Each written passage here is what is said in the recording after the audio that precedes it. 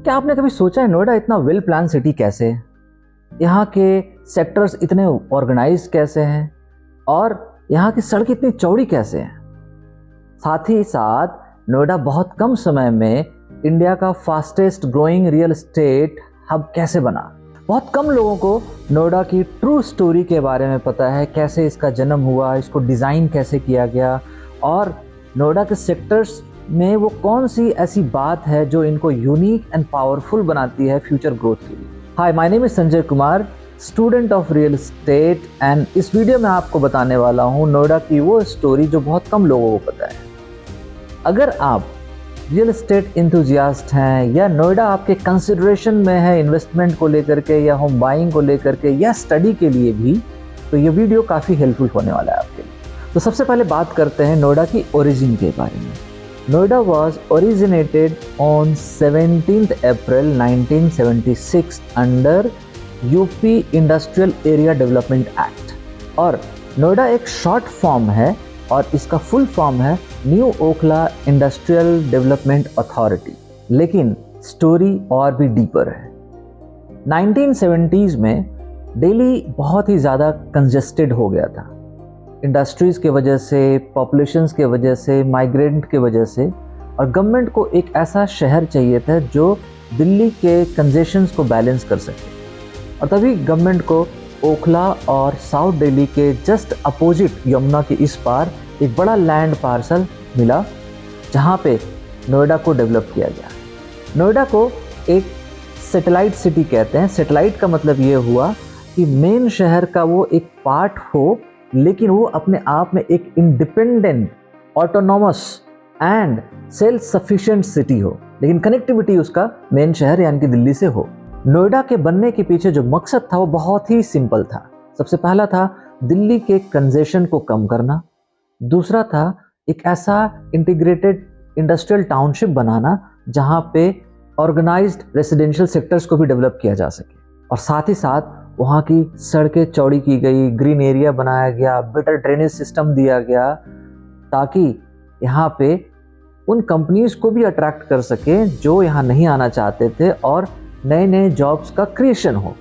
और इस प्रकार नोएडा इंडिया के फ्यू सिटीज़ में से एक बन गया जहाँ पे स्क्रैच से प्लानिंग करके कंस्ट्रक्शन किया गया। बहुत कम ही ऐसे शहर होते हैं जहाँ पे पहले प्लानिंग होती है फिर कंस्ट्रक्शंस होते हैं।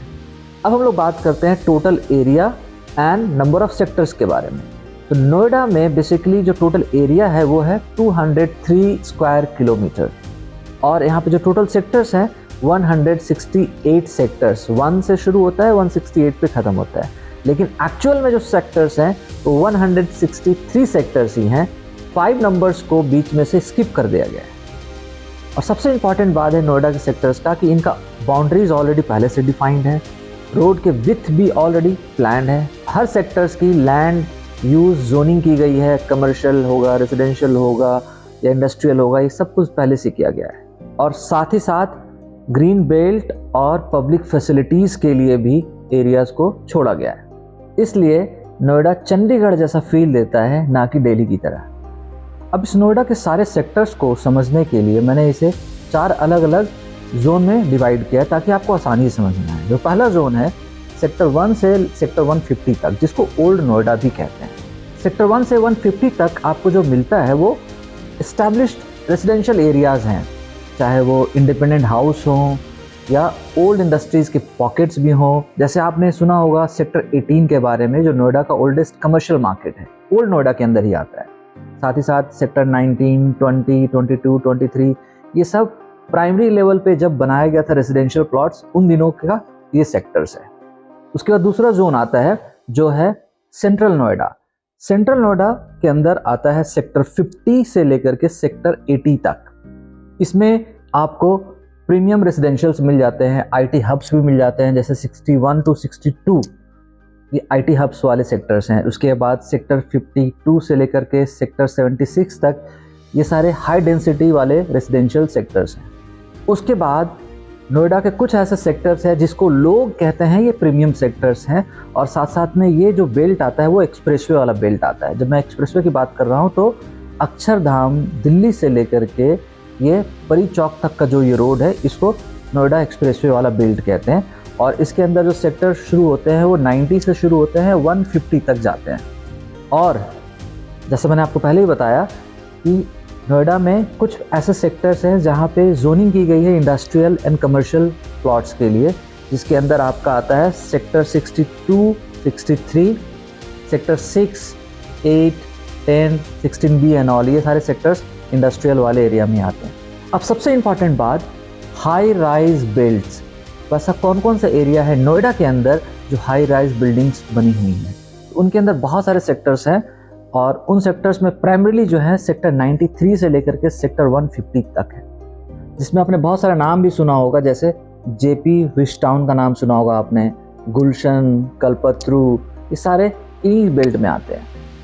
इसी तरह से सेंट्रल नोएडा में बहुत सारे हाई राइज वाले सेक्टर्स हैं जिसमें आते हैं 74 से लेकर के 79 तक। अब अगर हम लोग बात करते हैं नोएडा के मेन कुछ रोड्स की जो दिल्ली से और अदर एरिया से कनेक्ट करती है, उसमें जो सबसे प्राइमरी रोड आपने नाम भी सुना होगा DND का। उसके बाद है नोएडा ग्रेटर नोएडा एक्सप्रेसवे का जो अक्षरधाम से परी चौक तक जाता है। उसके बाद है आपका FNG जो फरीदाबाद, नोएडा एंड गाज़ियाबाद, ये रोड बीच में डिस्प्यूटेड था, रुका हुआ था और फिर इस पे काम चल रहा है। उसके बाद एक तीसरा रोड है जो अक्षरधाम से मेरठ की तरफ जाता है और वो सेक्टर 62, 63 को कनेक्ट करते हुए वहाँ से भी आप एंटर कर सकते हैं नोएडा में। अब हम लोग बात करते हैं मेट्रो लाइन की। तो ब्लू लाइन जो मेट्रो है वो नोएडा में आती है, जो सेक्टर 15, 16, 18 होते हुए सेक्टर 52 तक जाती है, जो कि अब फर्दर भी एक्सटेंड हो रहा है। उसके बाद एक दूसरी लाइन जो ऑपरेशनल है, एक्वा लाइन, जो नोएडा से ग्रेटर नोएडा की तरफ जाती है सेक्टर 51 से लेकर के परी चौक।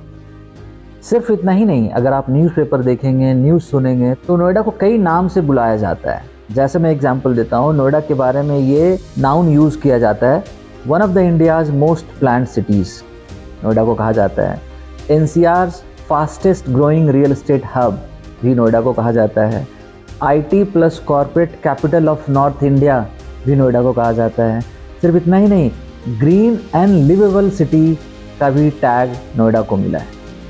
और मज़ेदार बात यह है कि ये कनेक्टेड विद एक्सप्रेसवेज, मेट्रो और अब तो इंटरनेशनल एयरपोर्ट से भी कनेक्ट हो रहा है। इसलिए नोएडा को future global manufacturing and logistic hub भी कहा जाता है। इस प्रकार नोएडा इंडिया में one of the fastest smart economic city के रूप में उभर कर आया है। अगर आपको ये क्रिस्प इन्फॉर्मेशन नोएडा के बारे में पसंद आया है और आपको अगर डिटेल इन्फॉर्मेशन चाहिए, तो मैंने क्या किया, एक चीट शीट बनाया है जो PDF फॉर्मेट में है और आप उसको डाउनलोड कर सकते हैं ताकि आप उसको खुद स्टडी कर सकते हैं। मैंने ये लिंक इस वीडियो के जस्ट नीचे दे रखा है, क्लिक करें, डाउनलोड करें और मैं मिलूँगा आपसे नेक्स्ट ऐसे ही ट्रांसफॉर्मेटिव वीडियो कंटेंट के साथ। Thank you very much.